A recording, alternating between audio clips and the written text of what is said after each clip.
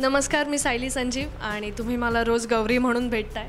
प्रेमात पडायला कुठलंही कारण लागत नाही, ते आपोआप होतं।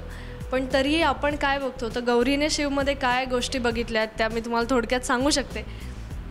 सर्वात महत्त्वाची गोष्ट म्हणजे गौरीने शिवमध्ये प्रामाणिकपणा बघितला, त्यानंतर जबाबदारपणा बघितला की तो किती जबाबदार आहे, त्याच्या घरच्यांना सांभाळण्यासाठी तो किती खंबीर आहे हे बघितलं।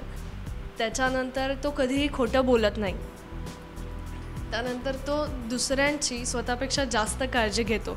मग त्याचा तो मित्र असो, वेणू असो किंवा कोणीही असो, अगदी मीतू असो। आता तुम्ही बघत आहात की मीतूला शिव आवडतो पण शिवला मीतू आवडत नाही, तरीही तो तिची काळजी घेतो।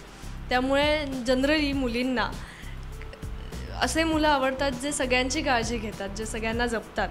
आणि पाचवी महत्त्वाची गोष्ट म्हणजे त्याचे डोळे, जे नेहमी खरं बोलतात। अशा काही गोष्टींमुळे, अशा काही छोट्या छोट्या गोष्टींमुळे गौरी शिवच्या प्रेमात पडली आहे। आणि नॉन महाराष्ट्रीयन आणि महाराष्ट्रीयन हा भेद मी नाही मानत, कारण माणुसकी आहे, माणूस एक ह्युमन बीइंग, एक व्यक्ती आहे, दॅट्स इट। आणि तो किती प्रामाणिक आहे यावर आपण त्याला जज केलं पाहिजे। तो कुठला आहे आणि कुठून आला आहे हे आपण जज नकोच करायला कधी।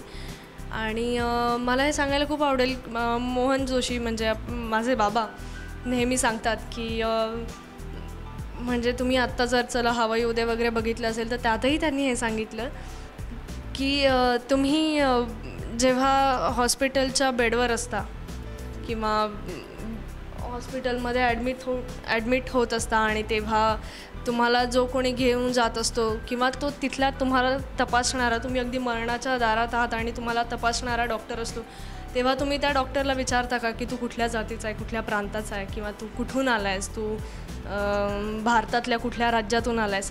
तेव्हा तुम्ही माणुसकी बघताच ना। मग तुम्ही इतरही वेळेला हा भेद नाकारून फक्त माणुसकी बघा। त्यामुळे अर्थातच मी बाबांची लाडकी गौरी आहे आणि बाबा माझे आदर्श आहेत, त्यामुळे मी त्यांना फॉलो करते। तर ही गोष्ट मला बाबांची खूप आतून मनापासून आवडते की माणुसकीच बघायला हवी, आणि त्याहीमुळे शिवच्या प्रेमात पडायला हे पण एक मोठं कारण आहे। नमस्कार, मी सायली संजीव।